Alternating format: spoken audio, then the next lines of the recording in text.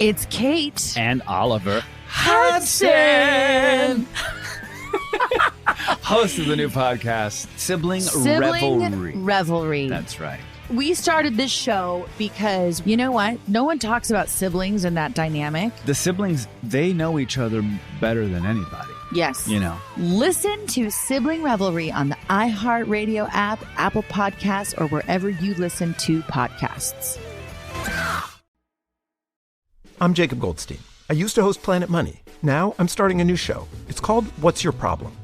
Every week on What's Your Problem, entrepreneurs and engineers describe the future they're going to build once they solve a few problems. I'm talking to people trying to figure out how to do things that no one on the planet knows how to do, from creating a drone delivery business to building a car that can truly drive itself. Listen to What's Your Problem on the iHeartRadio app or wherever you get your podcasts. Episode 198, How to Legally Pay Less in Taxes. Welcome to the Frugal Friends podcast, where you'll learn to save money, embrace simplicity, and live a richer life. Here are your hosts, Jen and Jill.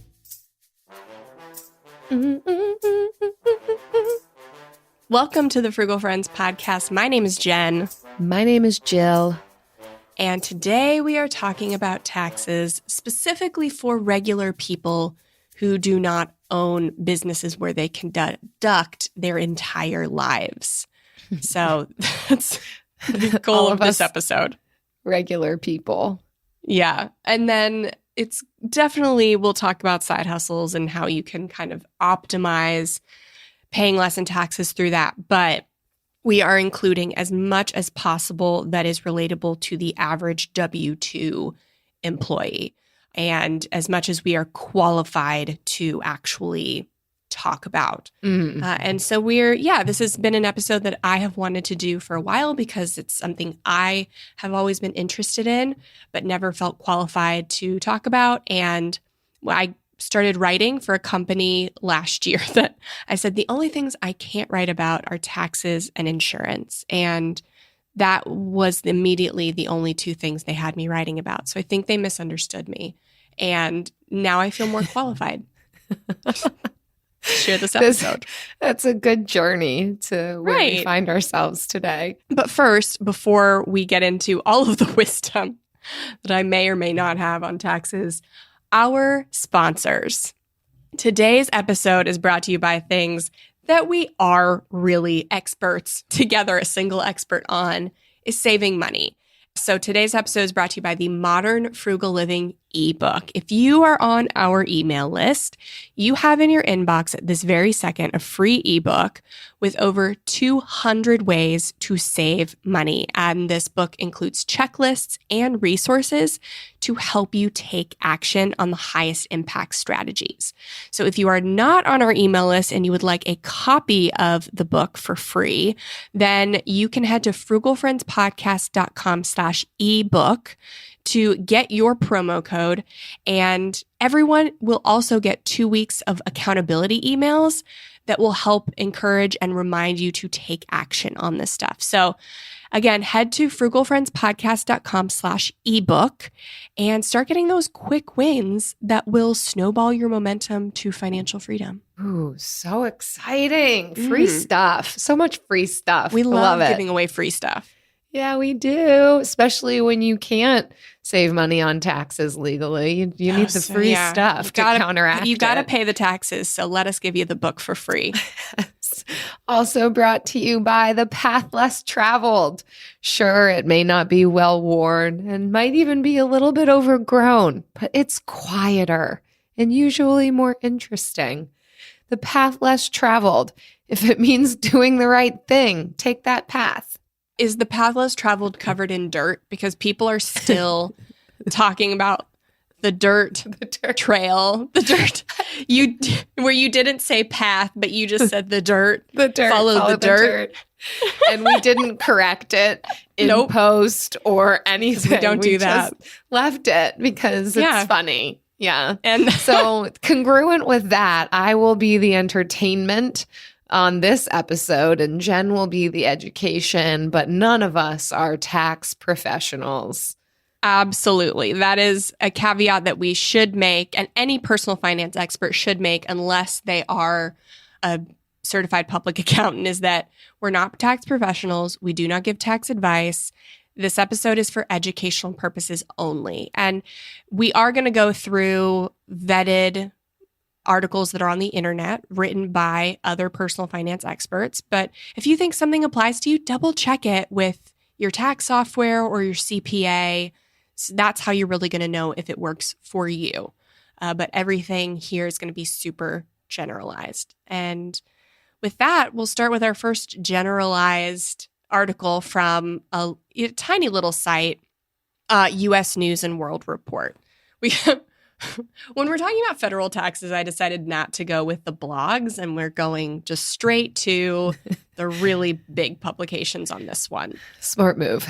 Yeah, and it's 15 legal secrets to reducing your taxes. Jill, with your penchant for tax knowledge, how did you feel about this one? I liked it. As a person who pays my taxes, I know more than I might let on, but there were some interesting things that stood out to me in this. And I think some of it, we'll get into it, but has to do with whether or not you take the standard deduction or you itemize deduction. Some of the things don't apply to me specifically, but overall, I thought really helpful information and things to consider with taxes and what's going to give us the best opportunity for not spending more on taxes than what we need to, but also not avoiding the taxes that we do need to pay, keeping it legal. Yeah, I agree. I liked this one as well because it's easy to find the tax articles where they're only looking at people that itemize their deduction, which is not a lot of us, or small business owners, which may be a good amount of people, especially if you have a side hustle, but that's not necessarily everyone. And so we have to be realistic because taxes really are the biggest fee that we pay in life. So sometimes you'll hear us or other experts talking about low fee index funds with investing or paying off your debt so that you're not paying the interest on your debt. So taxes, the tax brackets range from like 10% to 37% as of the time of this recording, but the kind of around the average you'll pay is around 15 because if you're in the 37% tax bracket, you're not paying that on every single dollar you earn. It's incremental. It's a ladder. So the first, 10 grand or something is taxed at the lowest. And then you go, this to this is taxed at the next highest and so on and so on. So you're not paying the percentage of your tax bracket. You're not paying that on every single dollar. And so I think that should be encouraging, increase your income and don't worry about your tax bracket. Stop thinking about your tax bracket and work to increase your income. But it's also eye-opening because if the average is around 15%, then that's more than probably your student loan interest. It's definitely more than your mortgage. So it's things that we have to kind of bear in mind, the percent of our income that we're paying to the government, which is great because we get a lot of great things for that. But we want to pay as little as legally possible because that is our duty as Americans that have voted on this, whatever these people in Washington are doing and making all of this tax law and stuff, So, well, and that is another good point. View. We've got listeners in a lot of different countries. Yeah. Too. So this is specifically talking about the United States. Yeah. But so this, definitely going to be relevant for the United States. But if you have kind of that idea is as somebody who's not a billionaire, how can I pay as little tax as possible? I think that's a great mindset to have. So let's dive into our first strategy, and that is to contribute to a retirement account. So this is definitely not something that's going to up your tax refund. That's not what we're talking about. The title of this episode is not how to get a fatter tax refund. It's how to legally pay less in taxes. And so that may not be upfront, but it may be over time because we want to look at the bigger picture. And so that's kind of where a retirement account comes in. So we're looking specifically at traditional 401ks and traditional IRAs. And most people are going to use a traditional 401k to lower their taxable income. So Jill, what did you think about this one? How much of this did you know? Related to a retirement account, I mean, I think I'm still learning so much about investing and how that impacts what we have to pay in taxes versus what we have to pay in the future. So I like these like digestible articles that help me understand that. Yeah. So usually and this all depends on what income you're making. So again, talk to a CPA, test numbers in a calculator, do that for you. But if you're trying to figure out, should I be putting more in my traditional 401k to lower my taxes now, or should I be putting more in a Roth, either, Roth IRA or Roth 401k that limits my taxes later? Typically, if you're just starting out in your career and you anticipate higher income growth in the future, then we say prioritize Roth because you're at a lower tax bracket, which means lower average tax cost. But if you are kind of at the height of your income or very happy with where you're at, if maybe you live in a city where you are triple taxed, so federal tax, state tax, and city tax, this is going to be of great importance to you if you are being heavily taxed in a year. And you may want to prioritize traditional 401k or traditional IRA at that point. So this is very situational. But when I was contributing to a 401k, I was kind of doing half and half. So I just took up I was maxing everything out. And so I kind of took 19,500 plus 6,000 and divided it by 2, and then just put half in the traditional 401k, 6,000 in the Roth IRA, and then the rest in the Roth version of the 401k. Not everyone can do that. I'm not saying that's investment advice. I'm saying that's kind of what I did, but I only pay federal tax. I do not have a state tax or a city tax. Because also you don't know what taxes are going to be like when you retire. So, I mean, it's just good advice to just never put all your eggs in one basket in general. Yes. Similar to what you're saying, Jen, about investing in a retirement account, the article also lists opening a health savings account. And so this would be for those of you who have an eligible high deductible medical plan. You can contribute to a health savings account, and those contributions to those accounts offer immediate tax deduction. It can grow tax deferred and can be withdrawn tax free for qualified medical expenses. So a health savings account is specifically for your medical expenses. And then any balance left at the end of the year can be rolled over indefinitely. So this is just a really great place to put your money on something that you most likely will have to spend it on at some point and experience tax deductions as a result.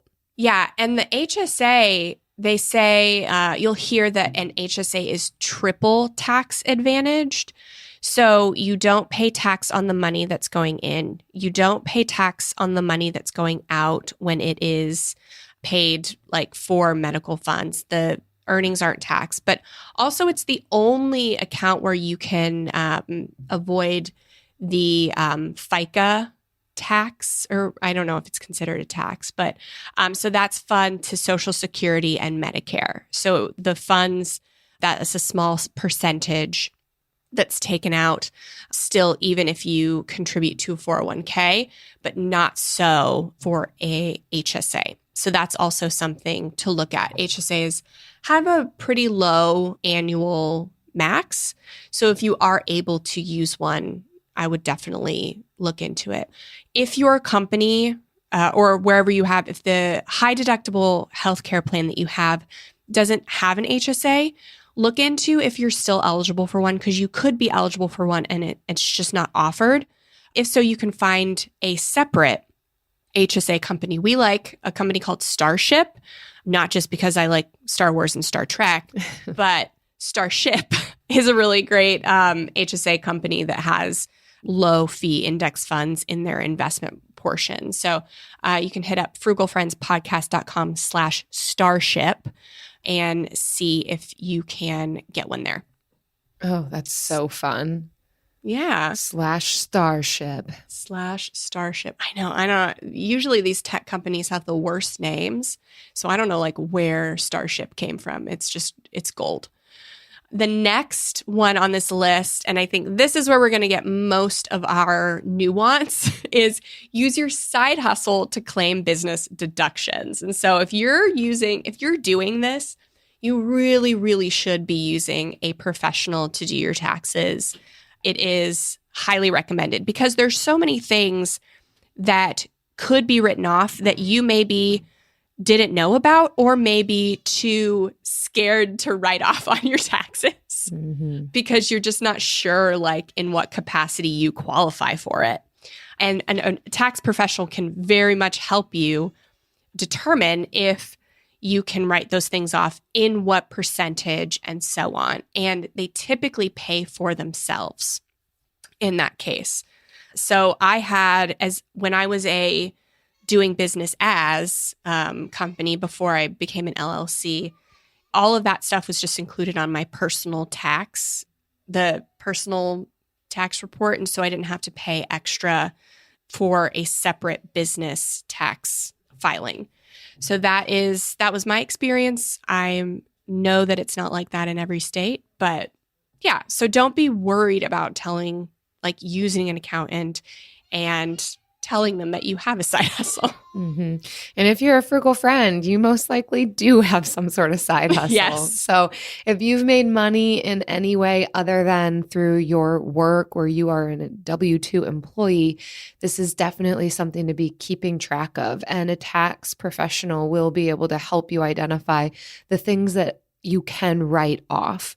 Of course, if you are able to talk to someone throughout the year, you can have better chances of keeping good track of the things that can be write-offs rather than trying to backtrack at the end of the year and trying to remember what all did you buy and spend on these things. But certainly, if you've got any kind of side hustle, it's a great way to be able to write off various parts of your life that are connected to that side hustle.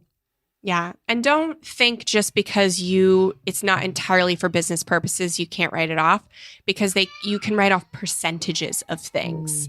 So that, yeah. And working with a professional will very much help you. And even using a bookkeeping software will help you kind of keep track of it too. I know I have, full disclosure, Jill and I love spreadsheets. So I've been doing the books for Frugal Friends entirely on spreadsheet, and it has been the bane of my existence. And so this is the first year I'll be using a bookkeeping software. And I think it's going to make my life at tax time 11 times easier. It's at least going to save me a few hours a month. Yeah. On keeping all of these deductions in line. Yeah, there comes a time when you graduate to something better, something new. The next one on this list is related to the side hustle piece, that you could claim a home office deduction.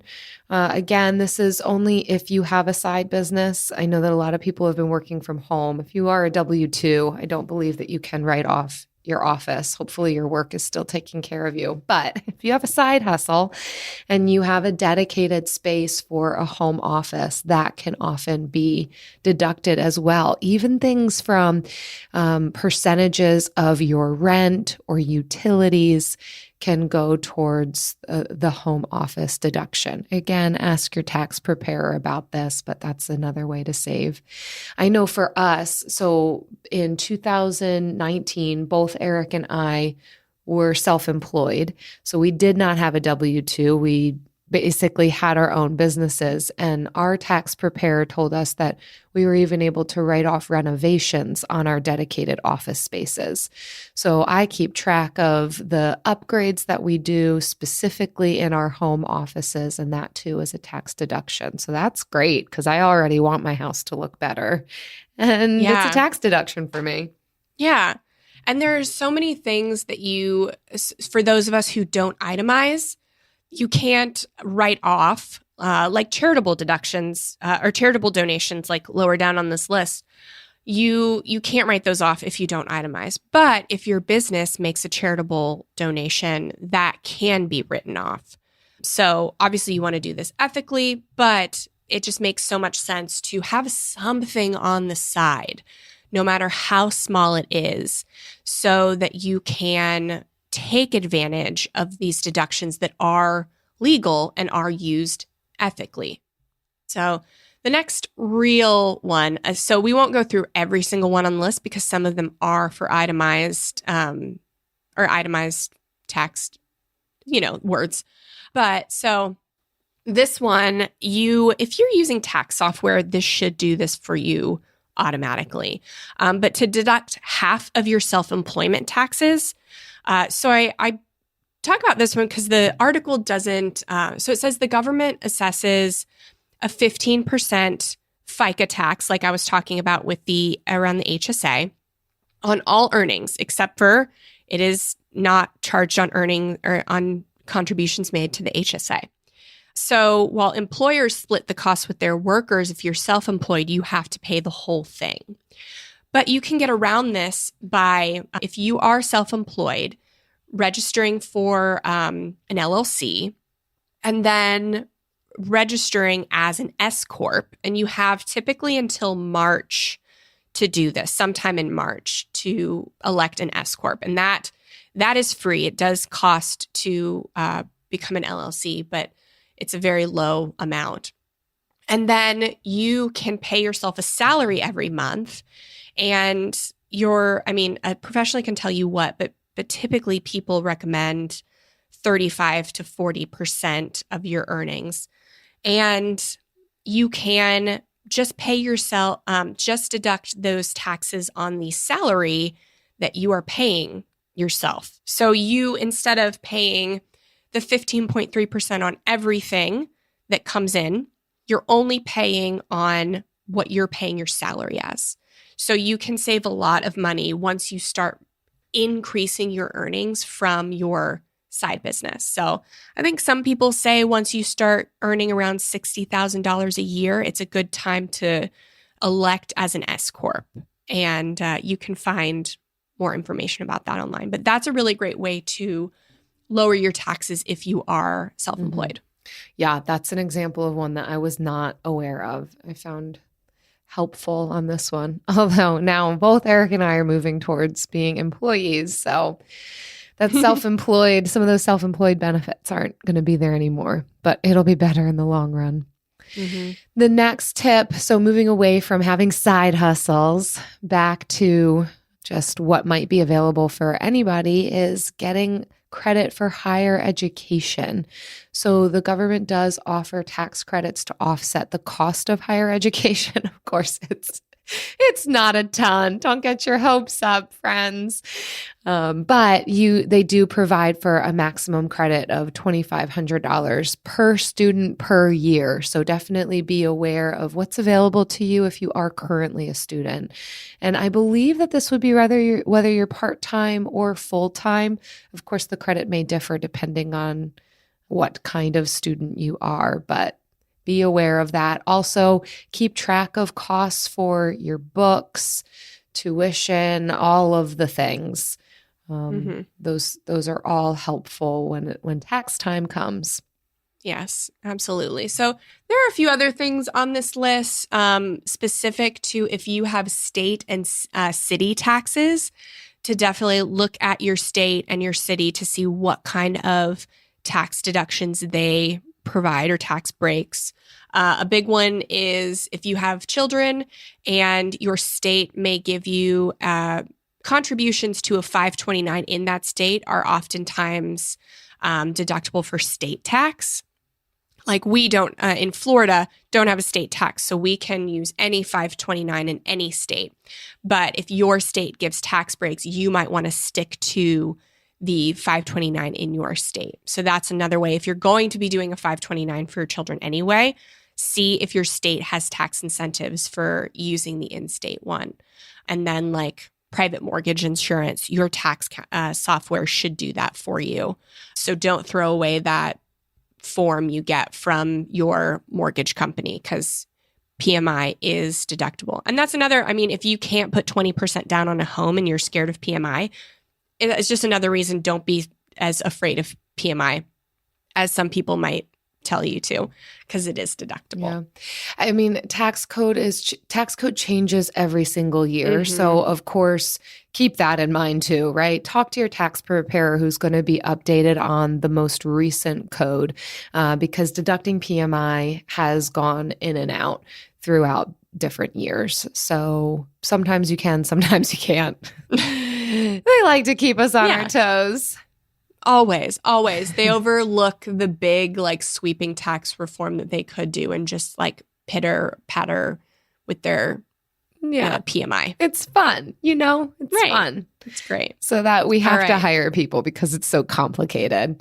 And of course, last thing on here for me is the making charitable donations, of course, for anybody. Yeah. That is deductible. And wherever you do donate to, make sure that you get the receipt for that, indicating your ability for tax deduction. AI might be the most important new computer technology ever. It's storming every industry, and literally billions of dollars are being invested. So, buckle up. The problem is that AI needs a lot of speed and processing power. So, how do you compete without costs spiraling out of control? It's time to upgrade to the next generation of the cloud, Oracle Cloud Infrastructure, or OCI. OCI is a single platform for your infrastructure, database, application development, and AI needs. OCI has 4 to 8 times the bandwidth of other clouds, offers one consistent price instead of variable regional pricing. And of course, nobody does data better than Oracle. So now you can train your AI models at twice the speed and less than half the cost of other clouds. If you want to do more and spend less, like Uber, 8x8, and Databricks Mosaic, take a free test drive of OCI at oracle.com/strategic. That's oracle.com/strategic. oracle.com/strategic. Discover new opportunities together in a new Chevy. Meet up in an Equinox, winner of the J.D. Power Award for initial quality among compact SUVs. Lend a hand in the strong and capable Silverado, or mix it up in a high-tech Trax with an available 11-inch diagonal touchscreen. Find family, friends, and fun in the Chevy that's right for you. Click to learn more. Chevrolet, together let's drive.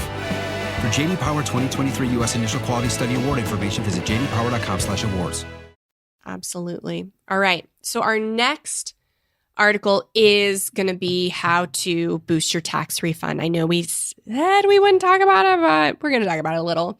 It's just 5 hidden ways to boost your tax refund. And these are just like practical things that not a lot of people may know about, just little facts that you may want to use for your 2022 tax filing. So this is not going to help you a lot with your next tax refund. Sorry. But there are things you can start maybe doing now for your next one. Might be especially important if you owe taxes this year. Then you'll definitely want to take these things into consideration so that you at least don't owe, so you're not surprised with a tax bill. Mm-hmm. What do you think of this one, Jill? Oh, great. Super digestible. I love it when there's just something like 5 tips like this one. Perfect. Yeah, and we'll go through them all. So the first one is rethink your filing status. And so there's 2 things to be aware of. If you are married, it may behoove you to file separately. So this status often requires more effort, but could benefit you in tax savings. So under the right conditions, for example, if one spouse has a lot of medical expenses, such as COBRA payments resulting from a job loss, computing taxes individually might allow for a larger deduction. So if you're working with a professional, they will tell you this, but I had no clue that something like a bunch of medical expenses could make it better to file separately. The other one is for separated parents. So there's a child tax credit, you know this, but both parents can actually be like, you can get that. So if you file as head of household, each parent can get like half, is what I was reading. That's not in this article, but if you have a child, and I'm sure custody kind of comes into play on this as well, but you can do that for the child tax credit. That is something to look into, see if it applies for your situation.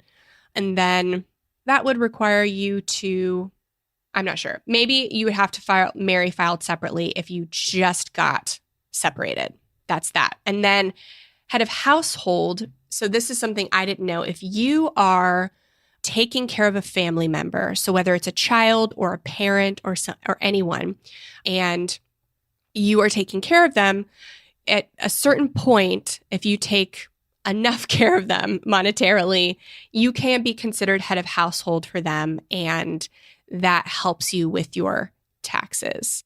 If you are taking care of a parent or family member, then look into how you are filing and see if it will behoove you to change to a head of household instead of single. This is specifically for single people. Those are kind of the two. Married filing separately and head of household can kind of help you if you're in some unique situations. There's a reason to take care of your parents. There you go. More than just because they took care of you. Yes. The second tip on here is to embrace tax deductions. Some of these we may be more aware of than others. They just give a quick list of some that most people might be able to take advantage of, maybe even less commonly known. So there's things like state sales tax. So you can use the IRS's calculator to determine how much of your state and local taxes you can deduct. Reinvested dividends, they say it's not technically a deduction, but it can reduce your overall tax liability. When you automatically have dividends from mutual funds that you've reinvested, you can include that in your cost basis. Also, out-of-pocket charitable contributions. We already talked about that one. Student loan interest. So whatever you've paid in interest on your student loans could also be a tax deduction. And child and dependent care. So speaking to what Jen referenced to in the first one of whether you're caring for an elderly family member or a child, the cost of that, the expenses, qualifying expenses for caring for those dependents can also be deducted. Yeah. And these are things that your tax software will tell you about, so you don't have to worry about missing them. Yeah. Also, certain jury duty fees. So if you do answer all of the questions in the exact right order and you land yourself on a jury, some of that can be a tax deduction. Medical miles. So as in like car mileage that is associated with medical needs could also be deducted. Miles that you put on your car associated with charity if you volunteer at any place. So just, lesser known things that we can keep in mind and keep track of throughout the year. Our hope is that you'll hear these like unique situations and not realize you're in a unique situation. You think you're just in a normal situation. But if you hear it and you're like, oh yeah, I do that. Oh, that's unique. Oh, maybe I should have somebody look in to see if I can pay less in taxes. So that's our goal with kind of like just piquing your interest. They're unique, so they are not going to apply to everyone. But hopefully at least one thing in this episode you'll be able to take and reduce some of your tax burden. So then the next one on this one is we were just talking about maximize your IRA and HSA contributions. And I guess we would say the same with 401k, but actually for your IRA, you can put money into it up until the tax date. So in 2022, it is February, you can still be contributing to your 2021 IRA. And there are limits and stipulations to be able to deduct like make those tax deductible like currently, where it's much more like free in the Roth IRA. You just know whatever you put in there is tax now and tax free later. But so look into what these stipulations are for having the contributions to a traditional IRA tax deductible now. But you still can contribute and get some of that tax burden off up until the tax date. Yeah. The fourth on here is to use timing in your favor to boost your tax refund. So they're particularly advocating that we be looking for payments or contributions that we can make before the end of the year that will reduce our taxable income. A couple of things that they advocate for. I don't know how much of a difference this would actually make on your taxes, but maybe if you were in a really weird, like triple tax situation, or you had a really weird year, then, making January's mortgage payment by December 31st so that you can get the added PMI interest added to your mortgage interest. Yeah. I don't know how much that would actually help you, but I don't know. They're trying to get you to think through what you can be spending on at the end of the last quarter to be able to, like they said, reduce your taxable income. And this is why you definitely see an uptick of charitable contributions at the end of the year. It's not just that everyone's feeling super generous. It's also that people want to reduce their taxable income. So whether it's being generous, which is great, or if you want to schedule, you've got medical expenses coming up and you want to get those in before the end of the year so that it can add to your medical expense deduction, kind of anything that we've listed off so far that you might want to consider by the end of the year to see a lower amount that you pay in taxes. Yeah, it's just like if you're able to claim the home office deduction, you can even deduct the cost of painting your home office if you want to start the new year with a fresh look. And I've always been of the mind, like, even if it's tax deductible, it's not 100% deductible. Like in Schitt's Creek when David's like buying the face cream. And they're like, who pays for it? I don't know. Yeah, the government. Exactly. I think that can be sometimes how people approach tax deductions. Like you're still buying it. It's not suddenly free. It just could reduce your taxable income, but you still have to buy the thing. And so still make sure that you have the money to buy the thing. Yeah. And I don't think a can of paint is going to like break your 2021 versus 2022 the only thing is if you're super unorganized and you want to remember and keep the receipt, then it might, be in your best interest to do the things in December. So you're not buying it in January and like digging around for the receipts next year. That would be the biggest benefit I would see. So the last one on here is to become tax credit savvy. And again, most of these are going to be in any tax software. I mean, this is from TurboTax. So like if you're using TurboTax, this isn't an ad for that, but obviously it's all going to be in that software. So I wouldn't worry about these things, but know that there is an earned income tax credit and the software will calculate if you meet the guidelines for that. If you have no qualifying children, like the max credit amount is like $1,500 for that one, but it can go up to like $6,700. And that's a reason to have more kids. There you go. How to save money on taxes. Frugal friends say, have a ton of kids. That's from the frugal friend that has 0 children. And there's obviously the child independent care credit. Yeah, right. So that is surely that's 100% going to change for tax year 2022. But it's, you get what you get right now. If you took the half payments throughout last year, then you have those. If you didn't, then they will show up on your taxes this year. But there are some interesting ones, like the American Opportunity Credit is for college students or people supporting a child in college. There's also the Lifetime Learning Credit. So you can go ahead, if you are in college or have a college student, you can go ahead and like kind of Google the education tax credits and see kind of what's available. And then energy-saving home improvements. So there's a lot I know now in Florida for solar.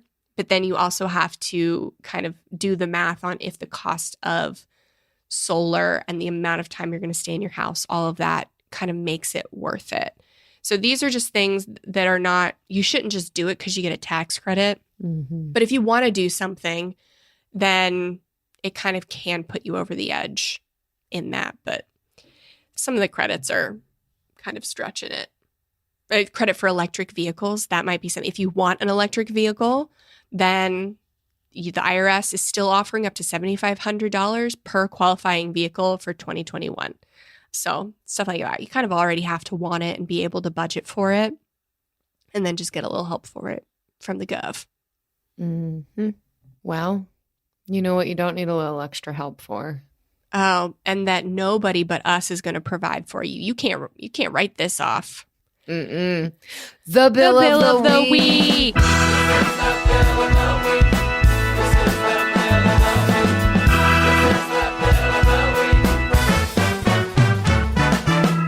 That's right. It's time for the best minute of your entire week.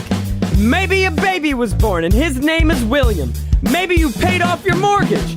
Maybe your car died and you're happy to not have to pay that bill anymore. Duck bills, Buffalo Bills, Bill Clinton. This is the bill of the week. Hey Jen, hey Jill. My name is Natasha. I'm a new listener and I have binged your podcast for the last week or so. I love the content that you put out. My bill of the week is my Christmas bill. So recently I listened to one of your podcast episodes about repurposing, reusing, and recycling, and it has inspired me to do just that for our Christmas gifts this year for all of our family and friends.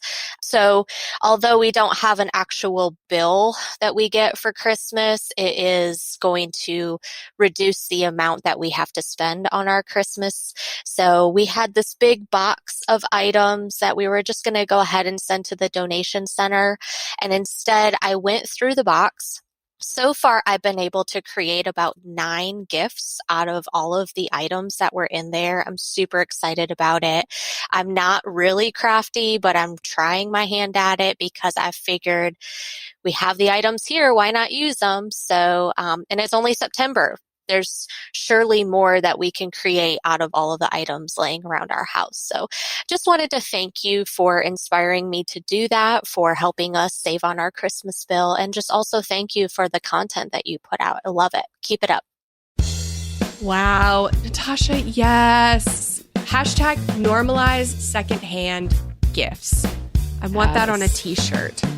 Oh, well, and also so sorry that you recorded this in September and we're playing it in February. That's how behind we are in bills of the week. That's how excited our listeners are about submitting bills. But we do play every single bill, so it will get played. Don't worry. That's why it takes so long. Yeah. That is amazing, though, and I would love to see what you ended up coming up with, because it sounds like not only did you just give something on as a gift, but you maybe made some changes to different items to repurpose them and then regift them. Super curious about that. Anyhow, feel free to update us on some of your top regifts in our Frugal Friends community group on Facebook, because even if it's not the holidays, birthdays and other types of celebrations happen. So we love to have ideas on how we can be kind and generous, but not have to spend a ton of money either, especially if we don't have it. So yeah, love that tip. So glad it was helpful, Natasha. We have a gift closet. So it's not the whole closet, but we have a closet in my office, and we will put stuff like that into the closet, and gifts we receive at Christmas that we don't really want go into the closet, so that during the year, if we have a birthday party or like congratulatory, like book launch, stuff that in life that is really celebratable, and we can go into the gift closet and grab gifts, because I am so about regifting and gifting secondhand. And Buy Nothing groups are a great place to find some gift things too. So thank you so much, Natasha. We have a similar gift closet. And actually, Jen, I just came across a gift for Travis's birthday. I'm holding on to it. I'm looking at it right now. I can't Don't get too wait. excited. Don't get too excited, but it cost me nothing and he will get it on his birthday. I am so All excited. right. Well, if you have a bill, if it has to do with bills you didn't have to pay or regifting or, you know the drill, literally anything related to bill, visit frugalfriendspodcast.com/bill. Leave us your bill. Eventually we'll get to it. Yeah. Discover the heartwarming and hilarious world of sibling connections on Sibling Revelry with Kate Hudson and Oliver Hudson. You might be asking yourself, what is sibling revelry? Yeah, well, we just made it up. They'll have some laughs and maybe inspire some people along the way with universal tales of what it's like to grow up with brothers and sisters. We're full-blood siblings, the only full-blood sibling. In our family. Well, not in the world. I mean... No, in the whole world. That's just it. Like, no one... Dive into family tales and explore the human mind with guests like Joel and Benji Madden.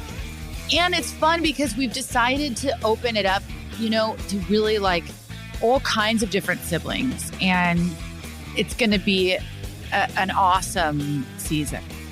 It's more than a podcast. It's a celebration of the ties that bind us. Listen to Sibling Revelry with Kate Hudson and Oliver Hudson on the iHeartRadio app, Apple Podcasts, or wherever you get your podcasts. From the studio who brought you the #1 podcast, The Piketon Massacre, this is Murder 101. A group of high school students started a project to research a string of unsolved murders. Those murders happened in the mid-1980s. He's out there doing stuff. He just didn't stop.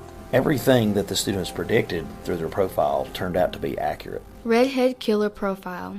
Male, Caucasian, 5'9" to 6'2", 180 to 270 pounds. Unstable home, absent father and a domineering mother. Right-handed, IQ above 100, most likely heterosexual. There is no profile of this killer except for the ones the students created.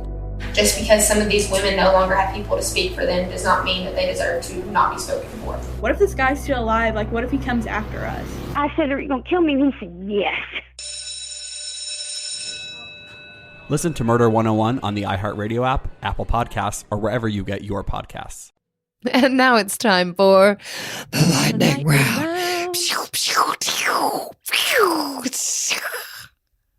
I got told that they wanted noises again. People in our membership group were like, what happened to the noises? And I'm like, you mean what I did with my mouth? I can bring that back.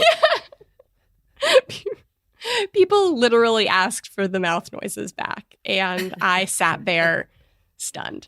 But anyways, today we are sharing how we personally save on taxes as normal people who don't make like millions of dollars or even hundreds of thousands of yet, I guess.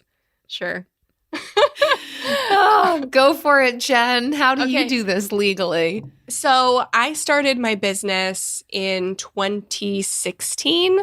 So 2017 kind of was the first, it was at the end of 2016. So 2017 was like the first year that I had a business. And it took 1 year for me to realize that having a business increases your tax liability and that they don't just take taxes out. And so I had to stop using a tax software and move to an accountant. And this guy worked his magic and saved me so much money on like what I thought I was going to have to pay. And he more than paid for himself. And that is why I am a great advocate of paying for services that will pay for themselves, because it saves me time and stress. And we use this guy every year. And he's great. He has a fishing pole, and between clients, he will just go to the pond behind his office and fish for 5-10 minutes. And that's the kind of accountant you want, right? Like that is it. He is everything. So I tried for him to be my accountant, but he wasn't having it. He was, booked. Okay. Yeah, he because of the caliber of accountant he is, you can imagine he did not take new clients last year. Well, he didn't take new clients last year because last year was crazy. But it's a new year. It was still crazy, but it's a new year. This is my opinion. I think that they make the tax code so complicated so that you have to hire somebody. I'm convinced that if you don't know, if you've not studied this for 4 years in like graduate school, that you're not going to be able to save as much money as you could if you hired somebody. Eric and I have done our own taxes for many years, and finally, we were in a complicated situation where we just hired somebody, and they saved us a ton of money. So like you're saying, Jen, it more than paid for itself to hire somebody. Of course, not if you are a standard W-2 employee. That's pretty straightforward to be able to do your own taxes. But if you've got a side hustle, if you're self-employed, don't waste your time. Just hire somebody. Yeah, I was still a side hustle in 2017 and 2018.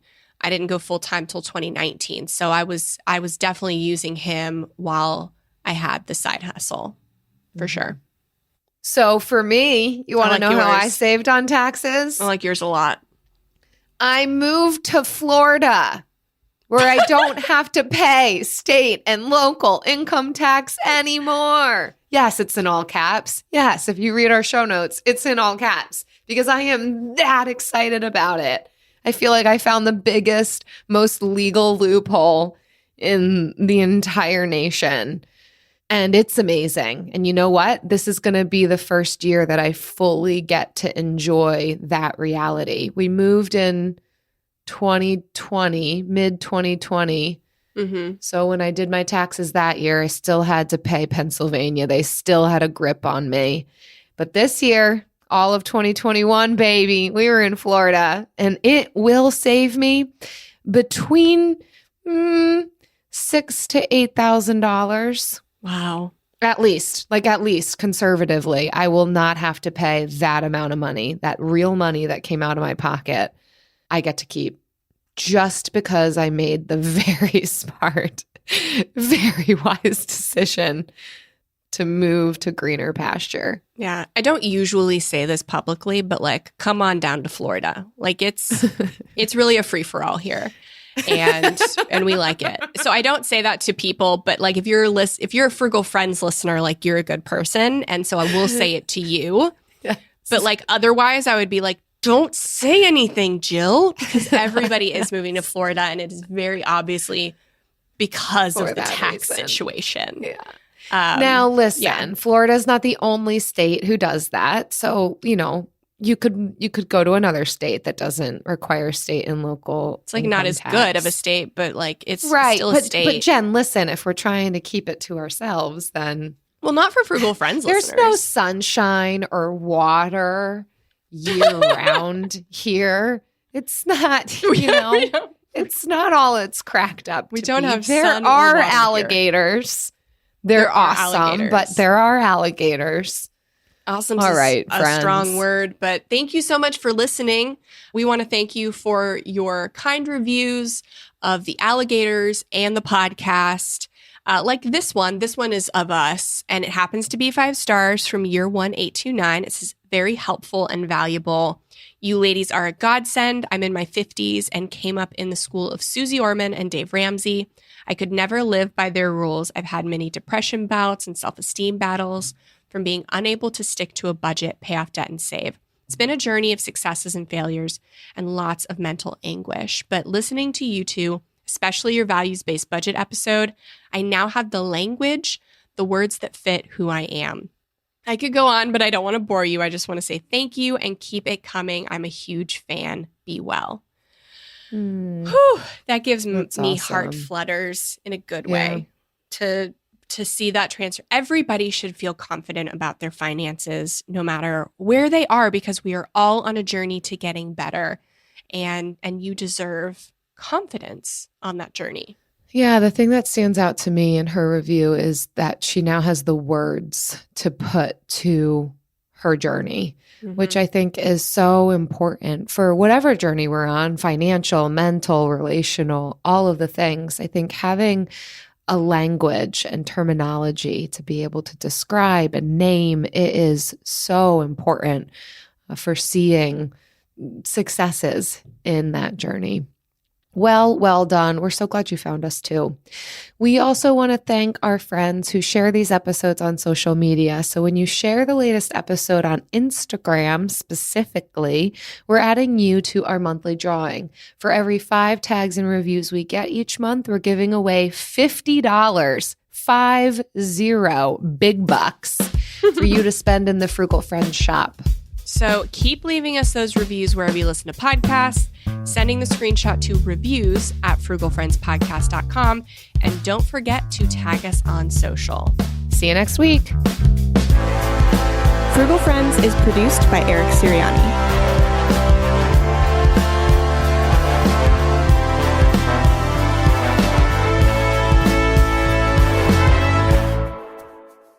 Jen, I think I've told you this before, but I actually get really excited for tax time because both Eric and I have been self-employed for like most of our marriage. And so taxes don't automatically come out of our paychecks. So we have to make sure that we set aside the money for taxes.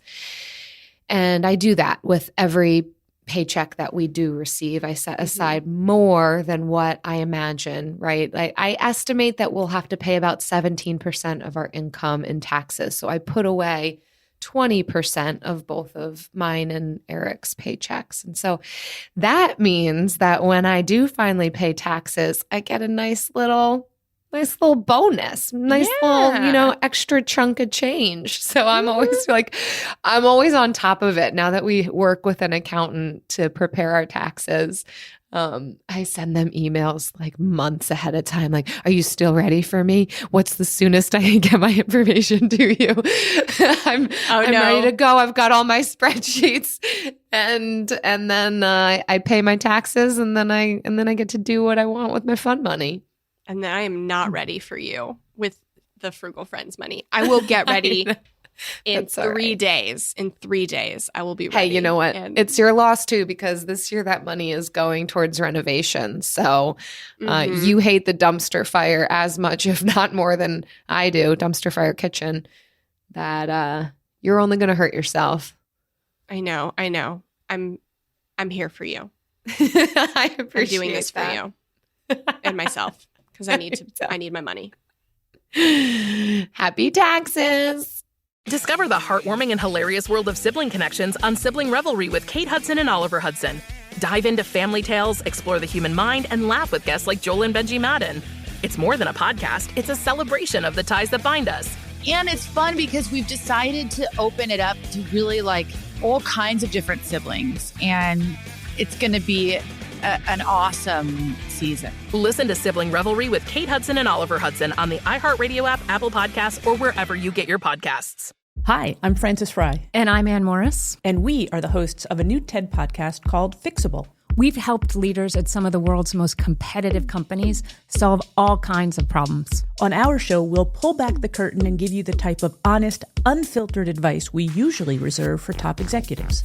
Give us a call and we'll help you solve the problems you're stuck on. Listen to Fixable on the iHeartRadio app, on Apple Podcasts, or wherever you get your podcasts.